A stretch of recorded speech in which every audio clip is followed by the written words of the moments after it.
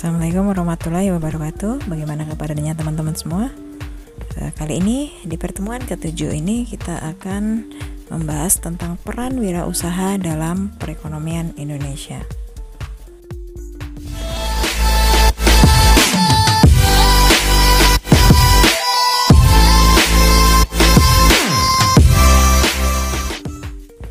Oke, kita akan melihat pengertian dari wirausaha.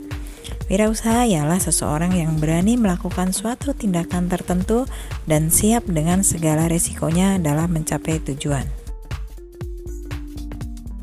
Selanjutnya, bagaimana peran wirausaha bagi perekonomian Indonesia?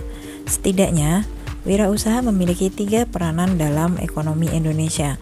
Yang pertama, bisa membuka lapangan pekerjaan. Coba kita bayangkan, kalau setiap tahun ada 10.000 wirausaha baru dan tiap wirausaha itu punya 10 karyawan, maka berapa lapangan kerja baru yang tercipta? Kalikan saja, jadinya 100.000 lapangan pekerjaan baru. Kemudian yang kedua, bisa meningkatkan pendapatan nasional. Masih dengan perumpamaan 10.000 wirausaha baru tadi. Kalau tiap wirausaha membayar pajak usaha, berapa pendapatan yang diterima oleh negara? Nah, pastinya banyak ya. Kemudian yang ketiga, mengurangi kesenjangan ekonomi dan sosial. Mudahnya begini, jika semakin banyak lapangan pekerjaan, maka jarak kesenjangan antara masyarakat akan semakin sempit. Nah, selanjutnya kita akan melihat penyebab keberhasilan dalam berwirausaha. Setiap orang pasti ingin berhasil dalam berwirausaha. Nah, berikut ini penyebab keberhasilan seseorang dalam melakukan wirausahanya. Yang pertama, visi, misi, dan strategi yang jelas. Sebagai orang yang ingin berwirausaha, harus memiliki tujuan dan strategi yang jelas dalam melakukan usahanya. Contohnya, aplikasi Gojek online yang bermula dari keinginan pemilik usahanya untuk membuat transportasi yang bisa menembus kemacetan ibu kota. Tercetuslah ide mengembangkan aplikasi ini. Kemudian yang kedua, melihat atau menciptakan peluang usaha. Masih ingat dengan minuman es cappuccino cincau?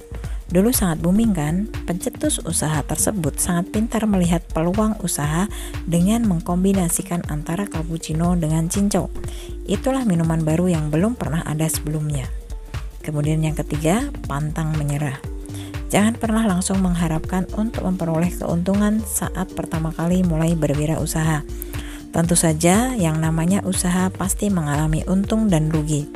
Oleh karena itu, pantang menyerah merupakan sikap yang wajib dimiliki oleh calon wirausahawan. Yang keempat, mampu mengelola keuangan. Pisahkan antara pendapatan dari hasil berwirausaha dengan keuangan pribadi. Saat memilih untuk berwirausaha, kalian harus mampu mengelola keuangan. Harus ada pembagiannya, mana yang digunakan untuk membeli bahan baku, promosi, dan gaji karyawan. Sulit ya kenyataannya, namanya juga wirausaha. Nah, selanjutnya kita akan membahas penyebab kegagalan berwirausaha. Hati-hati ya, tidak semua wirausaha dapat berhasil. Ada juga kegagalan yang dapat dialami. Walau pasti tentu saja kita tidak mau hal tersebut terjadi. Oleh karena itu, kalian harus menghindari hal-hal berikut ini. Yang pertama, tidak fokus dan tergesa-gesa. Akan sangat bahaya jika kalian tipe orang yang tergesa-gesa saat berwirausaha. Kenapa? Alasannya, wirausaha membutuhkan proses dan harus fokus pada visi, misi, dan strategi awal kalian. Kalau kalian melakukannya dengan buru-buru dan ingin cepat mendapatkan hasil, justru nanti malah merugi. Kemudian yang kedua, pengelolaan keuangan yang buruk. Usaha yang bangkrut pasti memiliki sistem pengelolaan keuangan yang buruk. Mungkin karena korupsi atau dibelanjakan tanpa perhitungan yang matang. Keuangan dalam berwirausaha wajib dicatat, baik pemasukan maupun pengeluarannya. Kemudian yang ketiga, putus asa saat mengalami kerugian. Baru menjalankan wirausaha dan mengalami rugi, lalu setelah itu tidak mau melanjutkan lagi usahanya. Nah, itu yang namanya berputus asa. Mudah menyerah dengan situasi dan tidak mau belajar dari kesalahan justru dapat menyebabkan kerugian. Kemudian yang keempat, tidak memahami mengenai usaha yang dijalankan. Kembali lagi ke tujuan awal. Sebelum melakukan usaha, kalian harus sudah tahu nantinya bagaimana usaha itu akan berkembang. Apakah punya manfaat untuk orang lain atau hanya menghasilkan keuntungan untuk diri sendiri. Selanjutnya kita akan melihat hubungan antara kelangkaan dengan permintaan dan penawaran untuk kesejahteraan dan persatuan bangsa Indonesia. Oke, berikut ini ada beberapa faktor yang menyebabkan kelangkaan. Yang pertama adalah perbedaan letak geografis, sehingga sumber daya alam tersebar tidak merata. Ada daerah yang banyak sumber daya alamnya, bahkan daerah tersebut subur, dan daerah yang kurang memiliki potensi sumber daya alam, atau bahkan daerah tersebut kurang subur. Perbedaan geografis ini berpengaruh pada kekayaan sumber daya masing-masing daerah. Kemudian yang kedua, pertumbuhan penduduk lebih cepat dibanding pertumbuhan barang produksi sehingga menimbulkan kesenjangan antara kebutuhan dengan persediaan barang dan jasa. Kemudian yang ketiga, keterbatasan kemampuan produksi barang. Yang keempat, perkembangan teknologi yang tidak sama. Di beberapa negara maju, perkembangan teknologi berlangsung cukup cepat, serta di negara berkembang justru perkembangan teknologi lambat dibandingkan dengan perkembangan kebutuhan akan barang dan jasa.